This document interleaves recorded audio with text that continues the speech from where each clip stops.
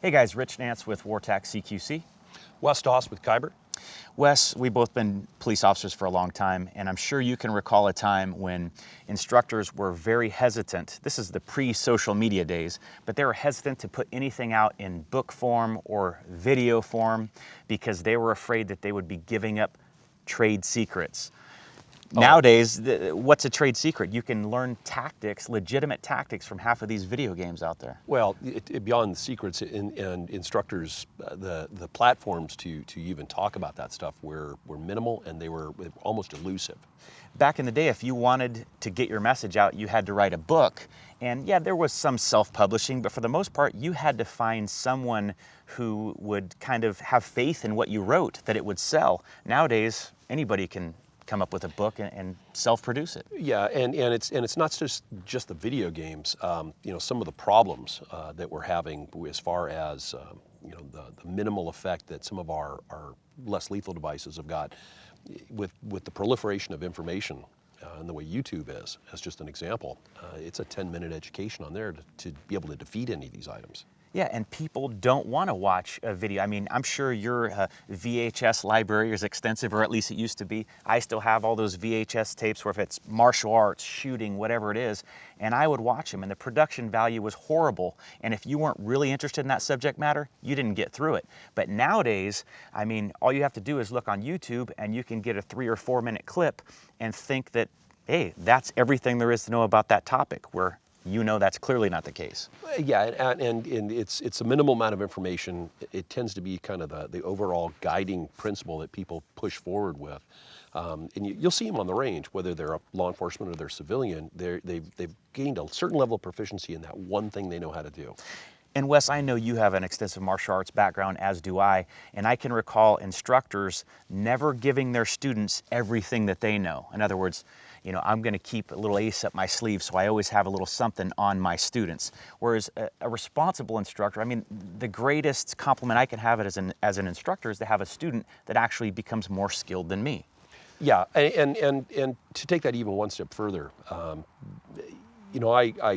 with the military background, my whole function in there was I'm judged on everybody else, and it's my job to train everybody beneath me to take over my job. Sure. Because I'm not the indispensable man.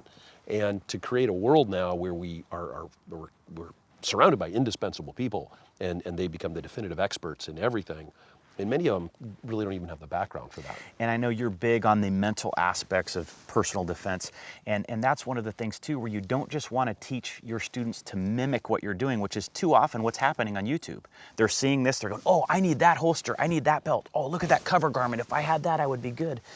What's more important than gear or even technique is the mindset that you need, and that's what's the most important thing to instill in our students, and that's hard to do with a 2-minute YouTube video. Now, the videos have a tremendous value in terms of making that one point, and there's a lot of good downloadable bits and pieces, but it has to have a voice that's able to translate that material or that information so it's assimilated.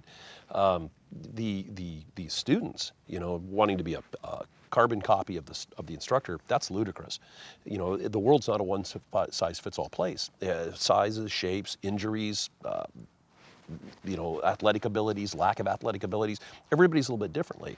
The goal here is the mindset, but on the mechanical application is the safe and functional application of that skill under the best conditions. And to understand the why, not just the how to do something. That's critical. So to be honest, I could be a lot better about social media. That's something I need to work on as far as getting my message out.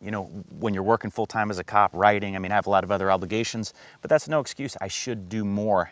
And there's nothing wrong with doing that. I think you should do that so you could spread the good word, so to speak. However, there's more to it than social media. There is more to it than social media, and fortunate, unfortunate, 6 of one, half a dozen the other, it's become a necessary evil. Sure. And we could all do better at it. That's not how we got into this, and most of us started off as either cops or soldiers, and that's how we think about things. There's people out there that have done much better with it, but again, I try not to be the skeptic, even though many times I'm the jaded skeptic in it. You're a cop. I'm the cop, yeah. And it's like, what's the end result and what are they trying to attain? And maybe it's the mistake that we've done is trying to do it for the right reasons and try to better somebody at all times. Sometimes that becomes more of an important factor than the almighty dollar is. Absolutely. I know we would agree that if we can help one person have the mindset and the ability, the preparation to prevail in an armed conflict, that means a hell of a lot more than having 200,000 followers on social media. Yeah, absolutely. And it's cliche-ish, you know, and everybody says they've got it. Oh, got an email, or I got a call, or I got a letter from a student that says something I taught him saved his life. But you know, the reality is those do happen. And when that happens, that in my world, our world, that kind of changes everything. That's really a kind of the overall redeeming thing, is that, you know, if you've been able to make a good positive impact that's helped somebody, benefited somebody, or an organization or a group of people, that this is really why you're doing it. You can't put a price tag on that. No, absolutely not.